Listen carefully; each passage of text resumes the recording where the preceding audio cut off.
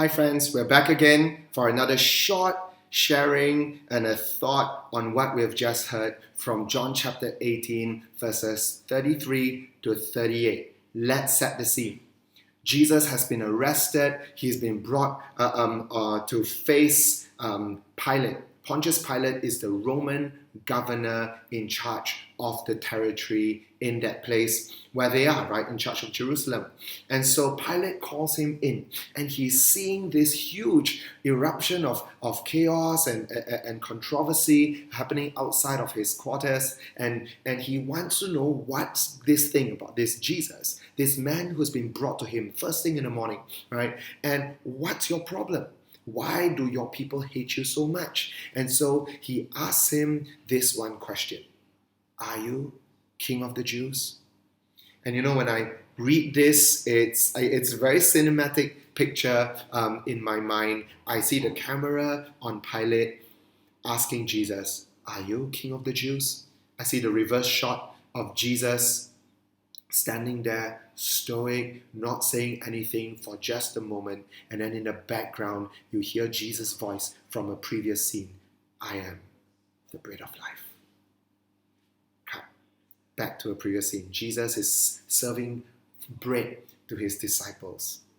After the feeding of the 5,000, he says, "I am the bread of life. Anyone who comes after me, and anyone who comes after me shall never hunger, and anyone who believes in me shall never thirst. I am the light of the world." Cut. You see the temple at night with the torches of fire burning behind them. Jesus telling the disciples, "Anyone who follows me shall not walk in darkness, but have the light of life." Cut. I am the gate of the sheep, and I am the good shepherd. Cut. I am the resurrection and the life. Martha standing before Jesus. "Anyone who believes in me and dies does not truly die, but shall live forever." Cut. I am the way, the truth, and the life. I am the vine, and you are the branches. Abide in me, and I in you. You will bear much fruit. Cut back. Pilate standing there. "Are you King of the Jews?" And then you see the reverse shot again of Jesus standing there. And we've seen Jesus this whole season. We've seen Jesus being made come alive, the Word made flesh through the Gospel of John in this last couple of months, and we have seen him, and I believe that we have come to know him at a deeper level than we have before. Now, my friends, at this moment, Pilate wants to know, who are you? Are you king? Are you King of the Jews? If say properly, who are you?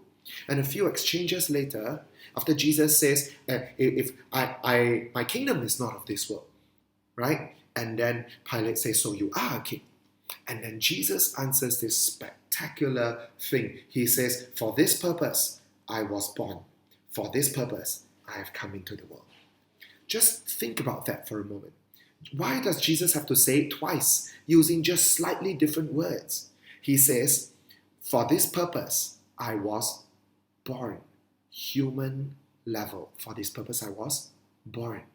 And then the next one, he says, "For this purpose, I have come into this world." Born and come into this world.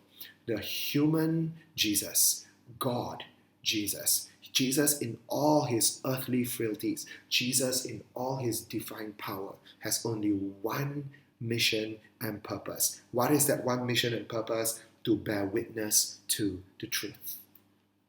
And after this, Pilate says, "What is truth?" And then he walks away, right? And many biblical commentators have said before that Pilate's problem is that he asked the right question, what is truth? But he didn't stay there to hear the answer. He walked away. If only Pilate had stayed there, he would have heard the truth. And I suppose that's true on one level. But my friends, for Jesus to say, "My one purpose is to come and bear witness to the truth." And earlier we know Jesus says, "I am the truth. I am the way, the truth, and the life," right? How does Jesus bear witness to the truth? Not just by words. He bears witness to the truth by manifesting truth. by being so that if you saw Jesus, you would see truth himself. That's how Jesus bears witness to the truth. So my friends, I believe that Pilate's main problem was not that he asked the question and walked away. Pilate's main problem is that he was standing before the bread and the light, the gate and the shepherd, the resurrection and life and way and truth and vine, but he didn't have eyes to recognize. He didn't have eyes to recognize who he was standing before. My friends, we've gone through this whole I Am series. Have you had eyes to recognize who this Jesus is? I know many of us, you do, and I thank God for that. And you're no longer grappling in the dark. But today, I want you to spend a little bit of time in reflection. Who is this Jesus to you? Who is Jesus to you? In a moment, your facilitators, cell leaders will be giving you a few reflection questions. During this time, I want to encourage you to continue reflecting and writing and allowing Jesus himself to search your heart. Who is Jesus to you? Cell leaders, word fassies, over to you. Take it away.